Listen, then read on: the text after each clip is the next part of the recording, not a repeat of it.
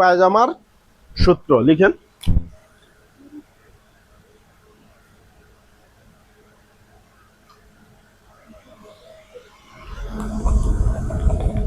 এক নম্বরে লিখবেন চওড়া। চওড়া হিপের চার ভাগের এক ভাগ 2 থেকে 2.5 ইঞ্চি লুজ। আমরা ডাইরেক্ট 2.5 লিখলাম। 2.5 ইঞ্চি লুজ।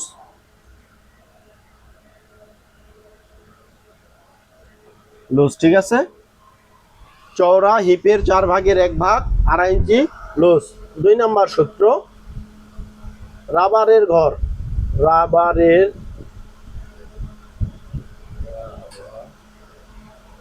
রাবারের ঘর 2 ইঞ্চি কমন। 3 নাম্বার লম্বা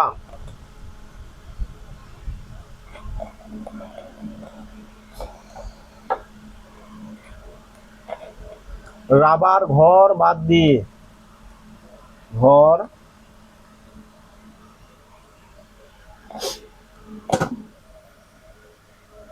বাদ দিয়ে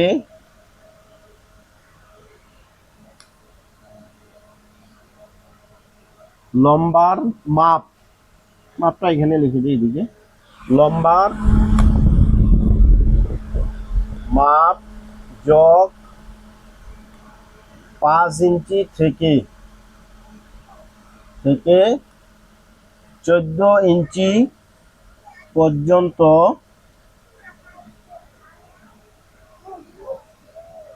লুজ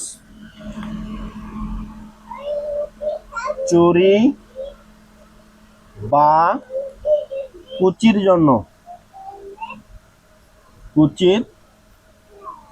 জন্য চওড়া হিপের 4 ভাগের 1 ভাগ 2 থেকে 2.5 ইঞ্চি লুজ। আমি ডাইরেক্ট 2.5 ইঞ্চি লিখে দিছি। হ্যাঁ, 2 থেকে 2.5 ইঞ্চি লুজ। রাবারের ঘর 2 ইঞ্চি কমন। লম্বা রাবারের ঘর বাদ দিয়ে লম্বা মাপের সমান যোগ কত ইঞ্চি? 5 ইঞ্চি থেকে 14 ইঞ্চি পর্যন্ত। ঠিক আছে। আমরা যখন কাস্টমারকে বলবো যে চুরিটা বা কুচি যেটা থাকবে সেটা কতটুক থাকবে, যদি বলে স্বাভাবিক, হ্যাঁ একদম সিম্পল, তাহলে কি 5 ইঞ্চি নিব বেশি এক্সট্রা। আর যদি বলে কি মিডিয়াম, তাহলে দিব কত? 10 ইঞ্চি। যদি বলে একদম থাকবে, তখন দিব কত? 14 ইঞ্চি পর্যন্ত। ঠিক আছে, এটা হলো। এরপরে লিখবেন 4 নাম্বার। কি নাম্বার? 4 নাম্বার। 4 নাম্বারে আসবে কি? হাই লম্বা।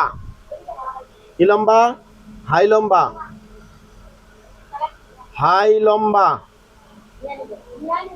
লম্বা। হিপের 3 ভাগের 1 ভাগ 3 ভাগের 1 ভাগ যোগ 1 ইঞ্চি। এখানে লিখে রাখলাম নিচে একটু লুজ, 1 ইঞ্চি লুজ। হাই লম্বা হিপের 3 ভাগের 1 ভাগ 1 ইঞ্চি লুজ। এরপরে আমাকে দিতে হবে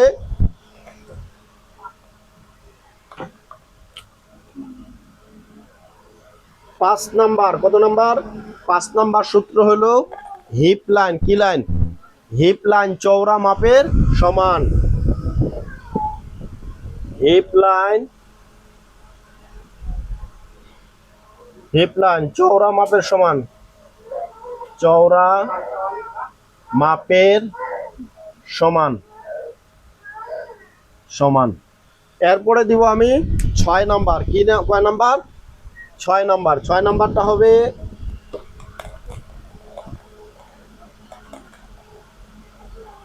মুহুরি লাইন।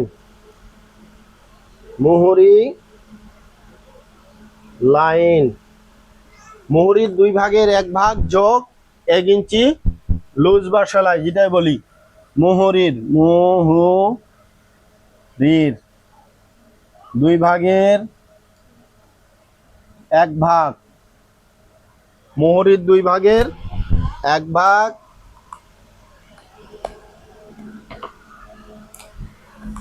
যোগ 1 ইঞ্চি লুজ বা সেলাই বলতে পারি, ঠিক আছে।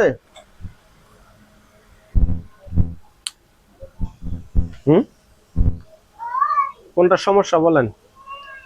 হাই লম্বা হিপের 3 ভাগের 1 ভাগ 1 ইঞ্চি লুজ, হিপ লাইন চওড়া মাপের সমান, মুহুরি লাইন মুহুরির 2 ভাগের 1 ভাগ যোগ 1 ইঞ্চি লুজ। আরেকটা আছে 7 নাম্বার। কয় নাম্বার? 7 নাম্বার লিখেন। 7 নাম্বার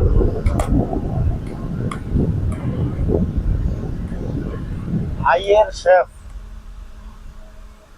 শেপ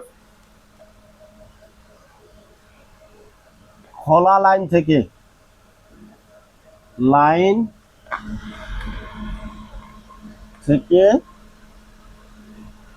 ভিতরে 1 ইঞ্চি। হাইয়ের শেপ খোলা লাইন থেকে ভিতরে 1 ইঞ্চি, এটা হলো সূত্র, ঠিক আছে।